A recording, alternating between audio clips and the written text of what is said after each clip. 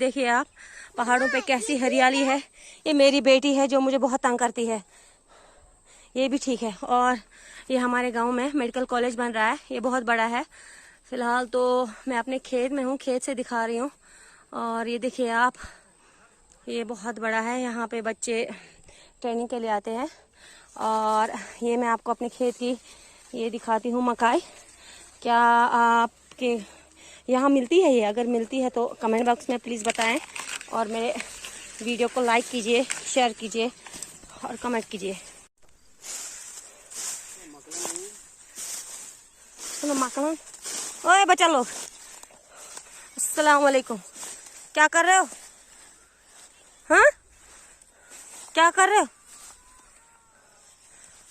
लगे रहो लगे रहो, लगे रहो। दिखाओ यार, अपना काम दिखाओ, कैसे कर रहे हो माशाल्लाह।